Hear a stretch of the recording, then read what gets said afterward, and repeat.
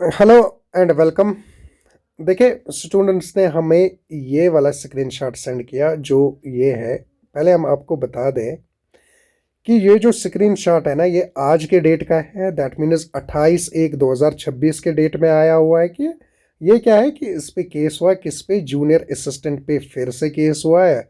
और यहाँ पे बच्चे अब परेशान हो रहे हैं इस वाले टाइटल में जो इसका सब्जेक्ट है, दैट इज कॉश। ये जो एडवर्टीजमेंट है, एडवर्टीज नंबर 8 जो है जूनियर असिस्टेंट को लेके निकली थी, इसको अब क्या है, कॉश ही करो। क्या कुछ रहा है इसमें हम आपको बता देंगे कि बट पिछले कुछ दिनों से क्या कुछ चल रहा है इसके लिए वो भी हम आपको बता देंगे। क्या ऑलरेडी इस पे एक केस हुआ था जिसको डिस्पोज अभी किया गया था, वो कुछ हम आपके साथ डिस्कस करेंगे। ऐसे चीज़ें बहुत आएंगे। सबसे पहले हम आपको ये चीज़ बताएंगे कि अगर आपने पहली बार इसके लिए फॉर्म फिल किया है जूनियर स्टडी, आप पहली बार JKSSB के लिए अगर आपने फॉर्म फिल किया है ना, तो ये सारी चीज़ें जो है ना, ये आपके लिए नए हैं। तो इसलिए आप डिस्टर्ब हो रहा है इस चीज़ों से। बट हम आपको बता रहे हैं कि जो बच्चे 2020 से ना, जो बच्चे 5-6 साल से इसके पीछे लगे हुए हैं ना, उन्होंने बहुत सारी चीज़ें देखे हुए हैं। उन्होंने कौश क्या, उन्होंने ये भी देखा कि उन्होंने 2 बार एग्ज़ाम दिए। 2 बार उन्होंने फाइनेंस का एग्ज़ाम दे दिया, 2 बार उन्होंने PSI का एग्ज़ाम दिया। इतना ही नहीं, उन्होंने ये भी देखा कि पोस्ट्स क्या है, कंप्लीटली विदड्रॉ हुए हैं। पोस्ट्स कंप्लीट, मतलब बहुत सारी चीज़ें उन्होंने देखे हुए हैं। उन्होंने एक केस नहीं, उन्होंने एक रिक्रूटमेंट पे एटलीस्ट 5-5 6-6 केसेस देखे। और 6 केस भी डिस्पोज करने के बाद क्या कुछ रहा, हमने मतलब सारी चीज़ें देखे हुए हैं। मतलब आप बताओ, हद ही पार हुई है। अब हम आपको इसके लेके ये बता रहे हैं कि बैकएंड पे ना ये सारे चीज़ें चलते रहते हैं। इससे पहले भी एक बार केस हुआ था, अगर आपको याद होगा, जिसको अल्टीमेटली कैट ने डिसीजन दी थी, SSB को डिसीजन दी कि आप बीच में जो है, जो आपने एडवर्टीजमेंट लाई है, एडवर्टीजमेंट, ओरिजिनल एडवर्टीजमेंट, जो चीज़ें आपने लिखे हुए हैं ना, उसी चीज़ को आप फॉलो करो।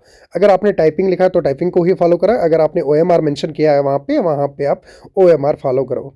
देखो, हम आपको बताएं, कैट भी डिसीजन दे सकता था। कैट भी डिसीजन दे सकता कि भाई आप ऐसा करो।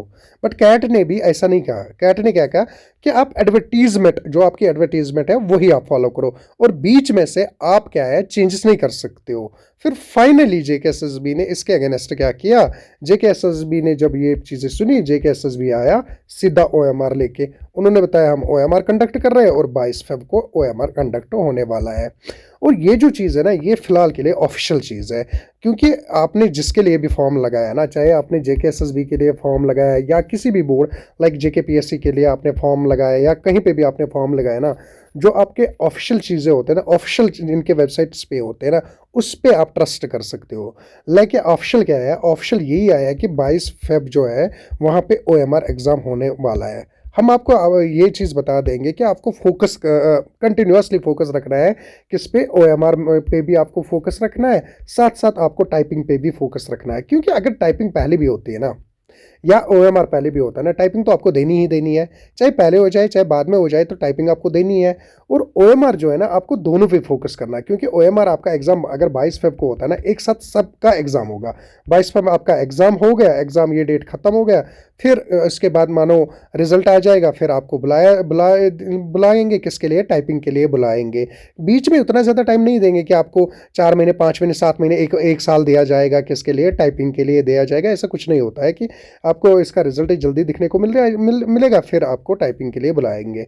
इसलिए जो आपका फोकस रहेगा ना, फोकस आपका दोनों रहेगा, OMR पे भी रहेगा और टाइपिंग पे भी रहेगा। बाकी ये सारी चीज़ें जो आप कॉश से थोड़ा बहुत घबरा रहे हैं, ऐसा होगा वैसा होगा, जो कुछ होगा ना वो हम आपके साथ अपडेट दे देंगे।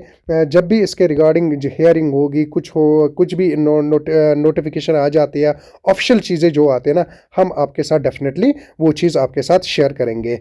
फिलहाल के लिए आपको बस फोकस करना है किसके लिए, OMR बेस्ड एग्जाम के लिए आपको फोकस करना है, जो कि ऑफिशियल है। क्योंकि बहुत सारे एग्जाम्स और भी हो जाएंगे जहाँ पे जो ऑलमोस्ट जो आपका सिलेबस है ना, 80% आपका सिलेबस सेम ही होता है।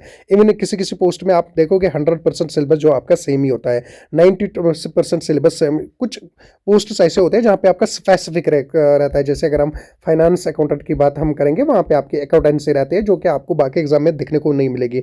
बट अगर आप कहीं ना कहीं FA भी देखोगे ना, 80% सिलेबस जो होता है वो सेम ही रहता है बाकी अदर पोस्ट्स के लिए। जो पोस्ट्स होते हैं, तो इसके लिए अगर आप जूनियर असिस्टेंट के लिए प्रिपेयर कर रहे हो ना, साथ साथ आपके और भी एग्जाम्स प्रिपेयर हो रहे हैं, तो खुद को आपको डिस्टर्ब नहीं करना है कि क्या कुछ इसका हो जाएगा, अगर ये एडवर्टीजमेंट कॉश हुई, अगर ये चीज़ हुई, अगर वो चीज़ हुई, तो इन अगर से कुछ होता नहीं है।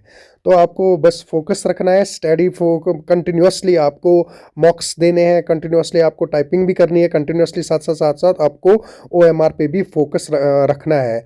एग्ज़ाम होता है तो ठीक है, फिलहाल के लिए वही है कि ऑफिशियली यही है कि 22 फेब को आपका एग्ज़ाम है। कुछ चेंज नहीं होगी ऑफिशियल, जब भी कुछ चेंज होगी, चाहे आपको कैट की तरफ से चेंज दिखने को मिलेगी या चाहे बोर्ड की तरफ से दिखने को मिलेगी, वो हम आपके साथ डेफिनेटली शेयर करेंगे। फिलहाल के लिए 22 फेब आपका OMR एग्ज़ाम है। Okay, thank you, bye.